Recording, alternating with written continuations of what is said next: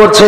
আরে তাহেরি হুজুর শয়তান, শালা একেবারে মানুষই না, একেবারে টাটকা জানোয়ার, শালা মানুষই না একেবারে। রাসূল সাল্লাল্লাহু আলাইহি ওয়াসাল্লামের যেখানে সুন্নাহ আছে সেই সুন্নাহর বিরোধিতা করার সাহস তোমার কি করে হলো? এক শ্রেণী মুসল্লি আছে বুকের উপরে হাত বাঁধে। কেউ ঢুকে গেছে গা, হ্যাঁ বিদেশ থেকে আয়া, বিদেশ থেকে আয়া বলে মহিলা লেডিস নামাজি আসেনি। আমরা সারা জীবন পড়ছি যে পুরুষ এবং নারীদের নামাজের পার্থক্য কি। আমরা প্রথমে লিখছি পুরুষ হাত বাঁধবে নাভির নিচে, মহিলারা হাত বাঁধবে বুকের উপরে। আর এখন ওরা এসে বলতেছে যে নাভির নিচে হাত বাঁধা যাবে না, বুকের উপরে হাত বাঁধতে হবে। আমি বলি এটি হলো লেডিস মৌলবী। এটি কি মৌলবী? বাপদাদা 14 গোষ্ঠীর তাহাতা সোররা নাভির নিচে হাত বাঁধতে গেছে, আজকে তারা এই নামাজিদের মধ্যে বেজাল লাগাই দিছে, আছে না নাই বলেন? জোরে আমিন বলা নিয়ে ওরা আমাদেরকে বলে ইহুদিদের দালাল। জোরে আমিন বলা নিয়ে, রাফালাই দান করা নিয়ে, পায়ের সাথে পা মিলানো নিয়ে, বুকের উপরে হাত বাঁধা নিয়ে ব্যঙ্গ করে না? ব্যঙ্গ করে। এই কিছুদিন আগে একটা শয়তান ব্যঙ্গ করেনি, বলছে এরম এরম করে, রাফালাই দেন এরম এরম হাত নাচায়, বলেনি? রাসূলের সুন্নাহকে নিয়ে ব্যঙ্গ করছে। আরে তাহেরি হুজুর শয়তান, শালা একেবারে মানুষই না, একেবারে টাটকা জানোয়ার, শালা মানুষই না একেবারে। রাসূল সাল্লাল্লাহু আলাইহি ওয়াসাল্লামের যেখানে সুন্নাহ আছে সেই সুন্নাহর বিরোধিতা করার সাহস তোমার কি করে হলো? আপনার কি করে হলো? দোয়া করছে আল্লাহ তাকে হেদায়েত দিক। তুমি কোরআন হাদিস বুঝো, আমরা নাকি হাত না চাই, আমরা নাকি লেডিস মুসল্লি। শয়তান বলেনি জাতির কাছে ক্ষমা চাও। আরে বুকের উপর হাত বাঁধা সুন্নাত। হাদিস পড়তে যদি জানো হাদিস খোলো, মুসনাদ আহমদ খোলেন, 22,610 নম্বর হাদিস। হুলবাত তাই রাদিয়াল্লাহু আনহু বলছেন, রাআইতু রাসূলুল্লাহ সাল্লাল্লাহু আলাইহি ওয়াসাল্লাম, আমি রাসূল সাল্লাল্লাহু আলাইহি ওয়াসাল্লামকে দেখেছি, তিনি হাত বেঁধেছেন বাম হাতের কবজির উপরে, ডান হাতের কবজি আলা সদরিহি, বুকের উপরে। সহিহ ইবনে খুজাইমা খুলেন, 479 নম্বর হাদিস। সহিহ ইবনে খুজাইমা, ওয়াইল বিন হুজর রাদিয়াল্লাহু আনহু বলছেন, সাল্লাইতু মা রাসূলিল্লাহ সাল্লাল্লাহু আলাইহি ওয়াসাল্লাম, আমি রাসূল সাল্লাল্লাহু আলাইহি ওয়াসাল্লামের সাথে সালাত আদায় করেছি। ফাওয়াজা ইয়াদাহুল ইমনা আলা ইয়াদিল ইসরা আলা সাদরিহি, রাসূল সাল্লাল্লাহু আলাইহি ওয়াসাল্লাম বাম হাতের উপরে, ডান হাত বুকের উপরে রেখেছেন। হাদিসগুলি চোখে পড়ে না?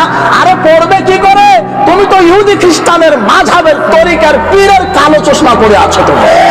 এই জন্য আপনাদেরকে বলেছি যারা হলো কানা তেরা মুক্তি বুবা শয়তান। বলছিলাম কোরআন সুন্নাহ আপনি বুঝেন, ব্যঙ্গ করেছেন। ঈমান ভঙ্গের অনেক কারণ আছে। রাসূল সাল্লাল্লাহু আলাইহি ওয়াসাল্লামের সুন্নাহ, রাসূল সাল্লাল্লাহু আলাইহি ওয়াসাল্লামের নীতি আদর্শকে নিয়ে ব্যঙ্গ করাটা ঈমান ভঙ্গের কারণ। জোরে আমিন বলা নিয়ে ব্যঙ্গ করেছে। রাসূল সাল্লাল্লাহু আলাইহি ওয়াসাল্লামের সুন্নাহ জোরে আমিন বলা, জোরে আমিন বলা নিয়ে রাফালাই দেন কোরআনে ব্যঙ্গ করেছে।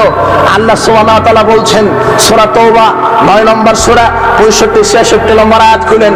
আল্লাহ সুবহানাহু ওয়া তাআলা বলছেন, কুল আবিল্লাহি ওয়া আয়াতিহি ওয়া রাসূলিহি কুনতুম তাস্তাহজিউন, বলো হে পৃথিবীর মানুষ, তোমরা কি আল্লাহ এবং তার আয়াত এবং তার রাসূলের কোন বিধান নিয়ে ঠাট্টা মশকরা করছো? ওয়ালা তা'তাদিরু, বিচার মাঠে যদি ঠাট্টা মশকরা করা অবস্থায় উপস্থিত হন, আল্লাহ বলবেন আজকে কোনো ওজর পেশ করো না, আজকে মাযহাবের দোহাই দিয়ে, ইজন তরিকার দোহাই দিয়ে ওজর পেশ করো না। কাদ কাফারতুম বা'দা ঈমানিকুম, তোমরা ঈমান আনার পরে অটো কাফের হয়ে গেছো। রাসূলের সুন্নাহকে নিয়ে ব্যঙ্গ করলে আর মুমিন থাকা যায়? অত্র আয়াত প্রমাণ করে। জোরে আমিন। আশ্চর্য কথা, এদের আকেল জ্ঞান, এরা যে কতখানি গাঁজা খেয়ে জনগণের সামনে কথা বলে। এরা বলছে আহলে হাদিসদেরকে নাকি টাকা দেওয়া হয় জোরে আমিন বলার জন্য। এটা কি সহ্য করা যায়? এটা কি সহ্য করার মতো কথা? বলে ওইদিকে 150 টাকা দেওয়া হয়, ওকে 150 টাকা দেওয়া হয়, ওকে 500 টাকা দেওয়া হয়। কেন? যাতে করে তোমরা জোরে আমিন বলবা। রাসূল সাল্লাল্লাহু আলাইহি ওয়াসাল্লাম বলছেন, ইদা আমানাল ইমাম ফাআমিনু, ইমাম যখন আমিন বলে তখন তোমরাও আমিন বলো। ফাইন্নাহু মান ওয়াফাকা তামিনুহু তামিনাল মালায়েকা গুফরা লাহু মা তাকাদ্দামা মিন যামবিহি, ইমামের আমিন, ফেরেশতার আমিন, মুক্তাদির আমিন একসাথে মিলে গেলে আল্লাহ সব পাপ ক্ষমা করে দেন।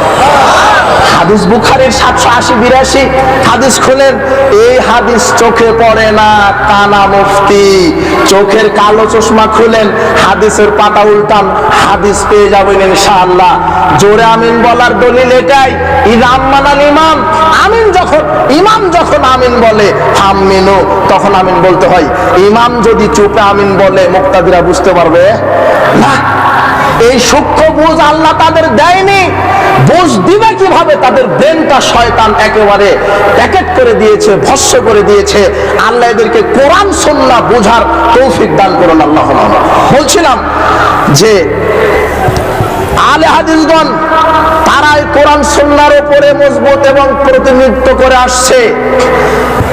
সেই কালে শাওনুল্লাহ মুহাদ্দিস দেওলভী বলেছেন, আম্মাল ফিরকাতুন নাজিয়া হুমুল আকিদুনা ফিল আকিদাতি ওয়াল আমালে জামিয়ান যাহারা মিনাল কিতাবি ওয়াস সুন্নাহ। নাজি ফিরকা কারা? যাদের আকীদা আমলের সর্বক্ষেত্রে কোরআন সুন্নাহর সাথে যাদের আকীদা আমল মিলে যায় তারাই হলো নাজি ফিরকা। যারা আলাইহি জুমুর সাহাবাতে তাবিঈন, যাদের আকীদা আমল সাহাবী তাবিঈদের সাথে মিলে যায় তারাই হচ্ছে নাজি ফিরকা। হুজ্জাতুল্লাহ আল বালেগার প্রথম খণ্ডের 170 পৃষ্ঠায় বলে গেছেন। ইতিহাস পড়েন আপনি ইতিহাস জানেন, যাদের আকীদা আমল সাহাবীদের বিরুদ্ধে যাবে তারা বিচারের মাঠে ক্ষতিগ্রস্তদের অন্তর্ভুক্ত হবেন। বলছিলাম, এবার আপনাকে বলতে চাই, মাযহাবের দোহাই দিয়ে কোরআন সুন্নাহকে কবর দিবেন না, মাযহাবের দোহাই দিয়ে কোরআন সুন্নাহকে অপমান করবেন না। চার মাযহাবের 4 জন ইমামই কোরআন সুন্নাহ মানতে বলে গেছেন, তাদের তাকলিদ করে যাননি। আপনাকে বলছি, মাযহাবের তৈরি হলো কখন? ইমাম ইবনুল কাইয়্যিম রাহিমাহুল্লাহ তিনি বলছেন, হাফেজ ইবনুল কাইয়্যিম রাহিমাহুল্লাহ তিনি বলছেন, ইন্নামা হাদাসাত হাযিল বিদাতু ফিল কারনি রাবিউল মাজমুম। এই বেদাতি মাযহাবের সূচনা হয়েছে 400 হিজরির পরে।